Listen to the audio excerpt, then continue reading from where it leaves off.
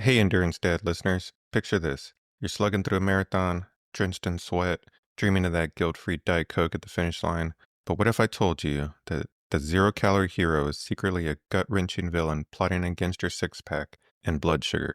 Buckle up, folks. Today we're diving into the shady world of artificial sweeteners. As a busy dad, husband, veteran, and orthopedic surgeon who went from can't run a block to Ironman finisher, I've learned one thing. What you put in your body matters. And artificial sweeteners, they're like that friend who says, I've got your back, then trips you mid-race. In this episode, we'll unpack how these sneaky sugar wannabes mess with your gut microbiome, spike your glucose, and keep those love handles glued on.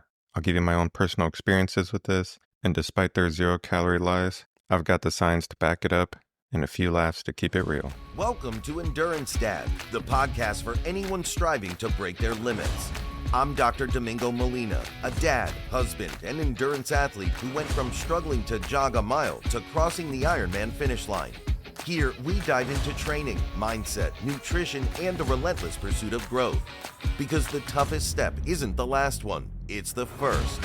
Whether you're gearing up for your first race or pushing toward an ultra, you're in the right place. Let's get after it. So hey guys, welcome to the episode. I've been on this weight loss journey, hit a weight loss plateau, and I made the decision to stop all artificial sweeteners, Diet Cokes. I grew up on this stuff. My parents grew up on it. If I wasn't drinking a Monster energy drink, low carb albeit, I was drinking Diet Coke. Water was non-existent in my diet. And so I thought, man, I really need to hit this weight loss plateau.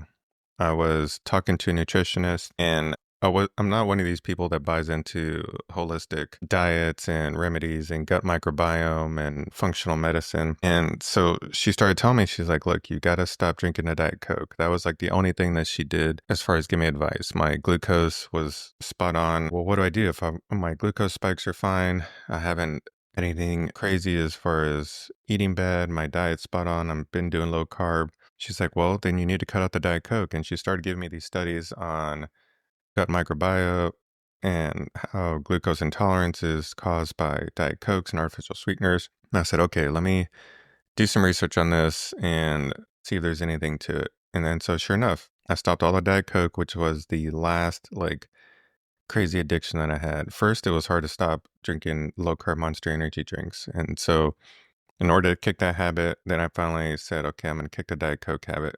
And so if you have a habit, it's going to be hard. And then everything has artificial sweeteners. So what are artificial sweeteners? Aspartame, sucralose, saccharin, they're all the lab-made Frankensteins of the food world. They promise sweetness without calories, like a Tinder date who says they're low maintenance, but then show up with 3 suitcases of drama. Aspartame's in your Diet Pepsi. Sucralose is in your Splenda. Saccharin, that's like the OG of 1800s that your great-grandma probably used to sweeten her tea while judging the neighbors. And they're everywhere.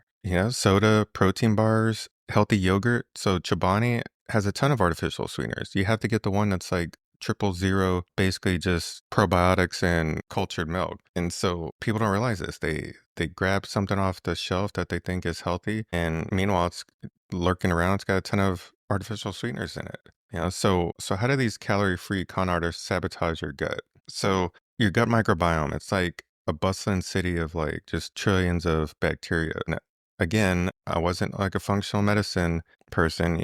I'm a physician. I have tons of experience in how biochemical pathways work and the Krebs cycle and glycolysis. But I was always like, okay, give me the true science. Yes, there's gut microbiome. Yes, you have gut flora that helps with digestion. But I never thought, well, how's it going to affect metabolism and how's it going to help me lose weight? And what is it really doing to me behind the scenes? And so these little gut microbiome, they help you digest your food. They regulate your immune system. They keep you from turning into a human balloon. And so a lot of the time that I felt bloated was because of the artificial sweeteners. The artificial sweeteners are like a wrecking ball that just come in and crash through this bacterial metropolis. And so in 2014, a study in Nature found that sweeteners like saccharin mess with the gut bacteria in mice and humans. And so this ends up leading to glucose intolerance. So what does glucose intolerance means? It means how your body handles sugar, even when you're not eating it. So glucose and insulin are like good versus evil. They're both good and they're they're both evil in a sense, and so they fight back and forth with each other. And so picture this, when you sip your Diet Coke, you think you're winning at life, but your gut your gut bacteria are throwing a riot. They're waving tiny picket signs that say, "Hey, we can't process this crap." And so the how do they mess with blood sugar? Well, glucose intolerance is when your body looks at sugar and says, "You know what? I'm good," and then freaks out anyway. The nature study showed that artificial sweeteners tweak your gut bacteria, specifically boosting the bad bacteria like bacteroides, which ends up screwing how your body handles glucose. And so if you're getting a ton of this bad bacteria in there that is telling your body, hey, yes, you know what, we're not necessarily gaining calories, but this is how we're going to process glucose and the rest of the food we eat. And so in plain English, you're not eating sugar, but your body's acting like you are. It's acting like you just downed a buffet. And so your blood sugar spikes, insulin gets confused, and suddenly you're on a one-way train to Cranky Town. But I'll give you this, the glucose doesn't always spike. I've been doing the continuous glucose monitoring, and I wouldn't get spikes when I get the Diet Coke. But I think, on the other hand, the reason why I wasn't losing weight, and again, this is just my personal opinion and my interpretation of the literature, is that it was affecting my glucose intolerance. And how does my insulin react to any of the other glucose that I eat? Were there tons of other glucose spikes previously? And so in 2018, a study in psychology and behavior found that sucralose, the Splenda sweetheart, can increase insulin and resistance in humans. So when you're chugging that Diet Coke to stay lean, your pancreas is saying, hey, what's going on? And so why aren't you losing weight? Well, one of the reasons could be the artificial sweeteners. You would think that 0 calories equals 0 pounds. You're right, but you're wrong. These sweeteners are like the gym bro who brags about lifting but never leaves the selfie mirror. It's 2017 review in PLOS Medicine found that artificial sweeteners don't help with weight loss and may even make you gain weight. Why? Because the gut and the brain are in cahoots. And again, insulin, glucose, and how they talk to each other. The glucose spikes, well, they signal your body to store fat, not burn it. And so when you're getting a ton of those glucose spikes, whether they're even little ones, right, they doesn't have to go up to 130, 140, 160. They're signaling your body to store fat and not burn it. So when you're out there training for a marathon, but your Diet Coke, Diet Mountain Dew's whispering, hey, keep that spare tire. So I ditched artificial sweeteners probably about 6 to 8 weeks ago. Started doing Spindrift. Poppy is big out in the news right now. Poppy has actually some artificial sweeteners. Poppy has actually some prebiotics in it. Spindrift is more of like the basic, just down to earth, squeezed fruit and water.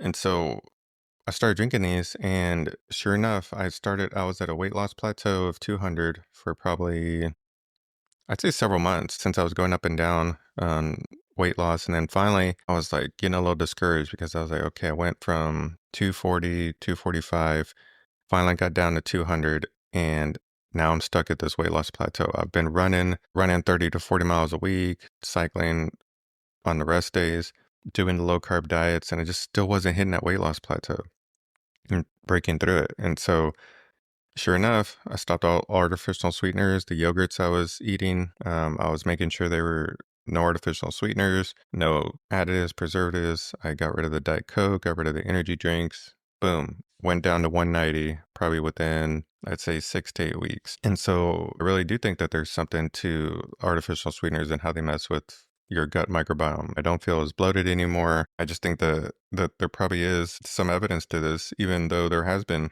tons of literature published on, what it does to humans. They've done randomized controlled trials. They've done mice studies. So how do you do that transformation? When we've been growing up on Diet Coke, I'm 42 years old and I've been drinking Diet Coke probably since junior high. Well, you've got to start small, swap one diet drink for something else that's real. When I walked in the house with the LaCroix and realized I didn't like those initially, my wife started laughing at me.